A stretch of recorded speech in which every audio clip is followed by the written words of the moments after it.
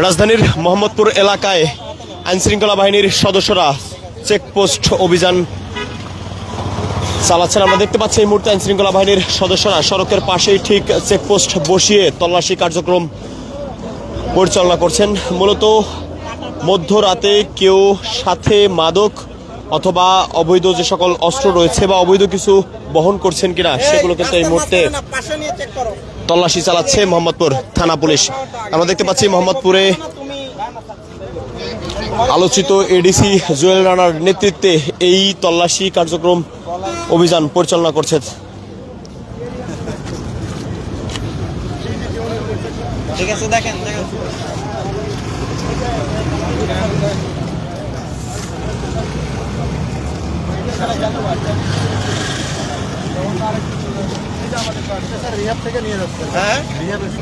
কি রিহাব থেকে? আচ্ছা, দেন দেন দেন দেন দেন ছাড়ে দেন। রিহাবের লোকজনই বাসা করে দিচ্ছে। আমরা দেখতে পাচ্ছি আইনশৃঙ্খলা বাহিনীর সদস্যরা ঠিক মোহাম্মদপুরের সড়কের পাশে চেকপোস্ট বসিয়ে তল্লাশি চালাচ্ছেন তারা, সেই চিত্র কিন্তু আমরা এই মুহূর্তে দেখতে পাচ্ছি। আমরা দেখতে পাচ্ছি যে মোহাম্মদপুরের আলোচিত এডিসি জুয়েল রানার নেতৃত্বে কিন্তু মধ্যরাতে এই চেকপোস্ট বসানো হয়েছে এবং সেখানে বসিয়ে কিন্তু তল্লাশি কার্যক্রম অভিযান কিন্তু পরিচালনা করছেন তারা।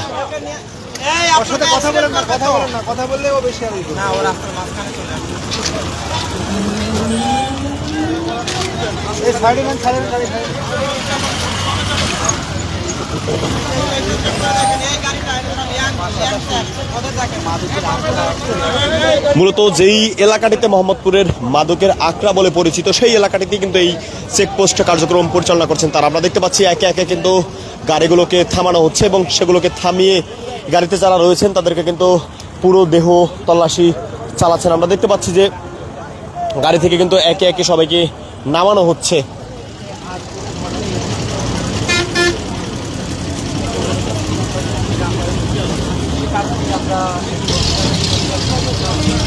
এবং বেশ কিছুদিন ধরে আমরা যেমনটি দেখতে পাচ্ছি যে আইন শৃঙ্খলা রক্ষাকারী বাহিনী প্রতিনিয়তই তারা অভিযান পরিচালনা করছে। বিশেষ করে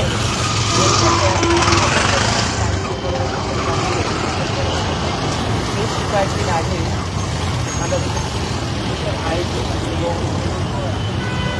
ডিএমপি কমিশনার যারা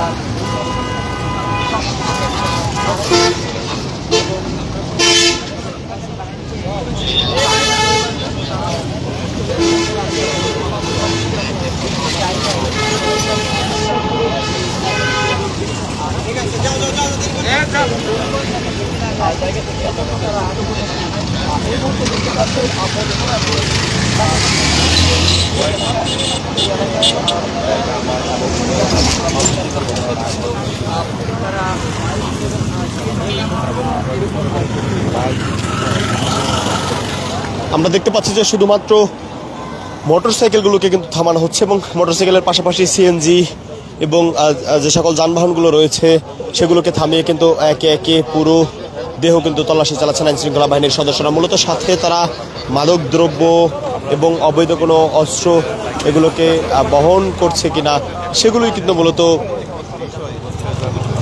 যাচাই বাছাই করছেন আইনশৃঙ্খলা বাহিনীর সদস্যরা, সেই চিত্র আমরা দেখতে পাচ্ছি।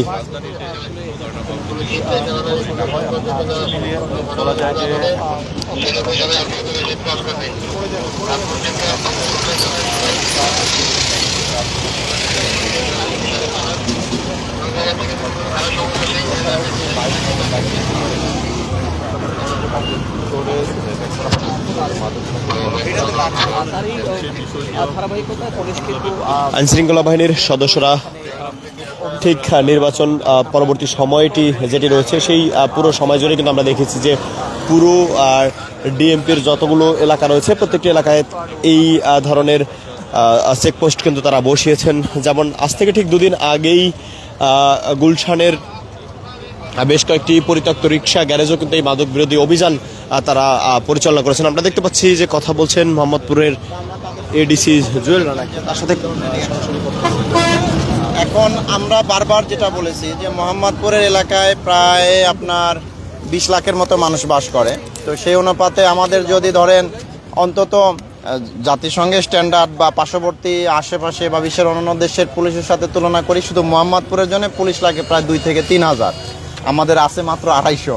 তো 250 জন পুলিশ দিয়ে আমরা মোটামুটি 3000 পুলিশের কাজ করতেছি। তো আমাদের যদি ধরেন 1-1.5 হাজার পুলিশ থাকতো, তাহলে মোহাম্মদপুরকে আমরা একদম ইজিলি আমরা হচ্ছে যে নিয়ন্ত্রণে করতে পারতাম। তো এই 250 জন পুলিশ দিয়েই আমাদের যেহেতু মানে সামর্থ্যের ঘাটতি আছে, আন্তরিকতার অভাব নাই। আমরা চেষ্টা করতেছি, আপনারা জানেন যে প্রতিদিন প্রতিটা মুহূর্তে হয় ডিসি স্যার আসে, আমি আসি, না হলে এসি আসে অথবা ওসি আসে, নিয়মিত অভিযান পরিচালনা করা হচ্ছে। এবং আমরা এক এক সময় এক এক ধরনের অভিযান করি। কখনো আমরা জেনেভা ক্যাম্পে যাচ্ছি, মাদক বিরোধী অভিযান করতেছি, কখনো বাজারে যাচ্ছি, মনিটরিং করতেছি, চাঁদাবাজির বিরুদ্ধে অভিযান করতেছি।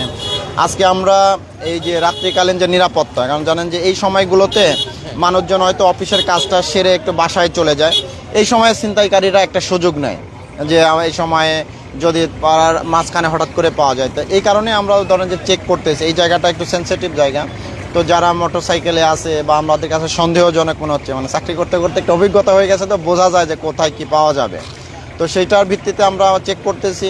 এর ফলে হচ্ছে কি মানুষজনের মধ্যে একটা নিরাপত্তাটা বৃদ্ধি পাচ্ছে এবং যারা অপরাধী তাদের মধ্যে কিন্তু একটা ভয় কাজ করে, যে চেকিংটা একটা খুব ভালো একটা পুলিশিং একটা বিষয়। আর আজকে আমাদের অভিযানও পরিচালনা হয়েছে আমাদের বিভিন্ন টিম। এখন পর্যন্ত আমরা মোহাম্মদপুর থানায় প্রায় 12 জনের মতো আমরা গ্রেপ্তার করেছি বিভিন্ন অপরাধে অভিযুক্ত। আর পার্শ্ববর্তী আদাবর থানায় আমাদের এখন পর্যন্ত 6 থেকে 7 জন গ্রেপ্তার হয়েছে। এই অভিযানটা রাতভর চলবে। এক্সাক্ট সংখ্যাটা আমরা আগামীকালকে সকালে আপনাদের দিতে পারবো আর কি। আরেকটা নির্দেশনা দেওয়া হয়েছিল, আমরা পুলিশ কমিশনার কাছে এবং পাশাপাশি আইজিপি মহোদয়ের কাছে আমরা একটি প্রশ্ন রেখেছিলাম যে এই মোহাম্মদপুরে যারা অপরাধ সংগঠিত করে এবং তাদেরকে গ্রেপ্তার করেন, কিশোরগঞ্জে যাদেরকে গ্রেপ্তার করা হয়, আটক করা হয়, এরা আসলে 3 দিনের মাথায় 4 দিনের মাথায় জামিন পেয়ে বের হয়ে যায়। পরবর্তীতে তিনি বলেছিলেন যে মোহাম্মদপুরে যারা এই এলাকায় যারা পুলিশের আইন শৃঙ্খলা রক্ষাকারী বাহিনীর কর্মরত রয়েছেন, তারা জামিনে বের হওয়ার সাথে সাথে একটি খোঁজ রাখবেন এবং পাশাপাশি তাদেরকে হাজিরা দিতে হবে, তারা ভালো আছেন নাকি আগের সেই পথেই আছেন। এই বিষয়ে কতটুকু অগ্রগতি হলো আপনি? এটা খুব ভালো কথা বলছেন। আরেকটা মজার বিষয় কি, মোহাম্মদপুরের আইন শৃঙ্খলা রক্ষা করতে গিয়ে আমার যেটা মনে হয়েছে, আমার বাড়ি তো চলন বিলের মধ্যে, বর্ষাকাল আসে না, তো বর্ষাকালে যে ঘটনা ঘটে যে পার্শ্ববর্তী বিভিন্ন ওই জলা ডোবা সব ডুবে যায়, তখন ভালো ভালো পুকুরগুলোতে বিভিন্ন অবাঞ্ছিত মাছ বা ওই আরও পরজীবী যেগুলো আছে সেগুলো এসে উপস্থিত হয়। তো মোহাম্মদপুরের অবস্থা হয়েছে তাই, সারা বাংলাদেশ থেকে অপরাধ করে পুলিশের ধাওয়া খায়, মোহাম্মদপুরে এসে আশ্রয় নেয়। ওই আপনার কিশোর গ্যাংয়ের সদস্য মোহাম্মদপুরে আশ্রয় নেয়। মোহাম্মদপুরে কিন্তু কোনো মাদক উৎপাদন হয় না, সব মাদক কিন্তু বাইরে থেকে আসে, ইভেন দেশের মধ্যে থেকেও না, দেশের বাইরে থেকে আসে। এই কারণে দেখবেন যে আবার যখন আমরা অপরাধীদের ধরি, 2-1বার জেলে যায়, আসার পরে আবার যে যার এলাকায় চলে যায়, মানে এলাকা ত্যাগ করে, আবার শান্ত হলে আবার চলে আসে। আমরা তো অনেক সময় যারা ধরি তাদের সাথে তো কথা বলি, তাদের ফিলোসফিটা বোঝার চেষ্টা করি, ইতিহাসটা বোঝার চেষ্টা করি। মোহাম্মদপুরে ধরেন বস্তি এলাকায় থাকে অধিকাংশই হচ্ছে যে বৃহত্তর বরিশাল এলাকা থেকে আসা, বরগুনা, রংপুর এই এলাকা থেকে আসা।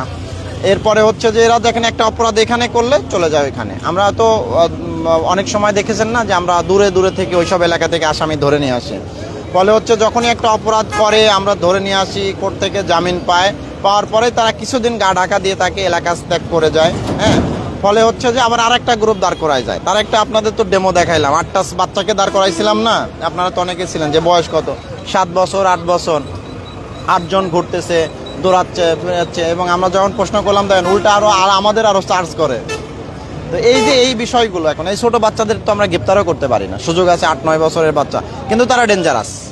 হ্যাঁ, এরকম আমরা অনেক সময় ধরেছি যে এদের মুখে ব্লেড থাকে, পকেটে ব্লেড থাকে, এই ঘটনাগুলো ঘটে। তো এখন আমরা আমাদের কার্যক্রম চালিয়ে যাচ্ছি ইনশাল্লাহ। আশা করি যে আমরা আরও বেশি সক্ষম হব। সরকার মহোদয়ের কাছেও আমরা আমাদের আবেদন তুলে ধরতেছি যে মোহাম্মদপুর আদাবর এটা তো একটা ক্রাইম হাব, এটাকে একটু আলাদাভাবে বিবেচনা করার জন্য, যাতে করে এখানে পুলিশের সংখ্যাটা বাড়ানো হয়। নতুন করে আবার যদি এই যে বসিলা নতুন একটা আবাসিক এরিয়া গড়ে উঠেছে, এখানে আইন শৃঙ্খলার জন্য কোনো থানা বা ফাঁড়ি যদি প্রতিষ্ঠা করা যায়, বা এখানে মোহাম্মদপুরে আপনি জানেন যে একটা বসিলা পুলিশ লাইন্স হয়েছে, এখানে যখন পুলিশ লাইন্সের পুলিশ থাকা শুরু করবে তখন পরিস্থিতি আরও ভালো হবে। জুয়েল ভাই, একটা প্রশ্ন, সেটা হচ্ছে আপনি মাত্রই আপনার উত্তরের মধ্যে বলছিলেন যে সারা বাংলাদেশ থেকে যে মাদকের যে বিষয়গুলো আসে সেটা মোহাম্মদপুরে আসে এবং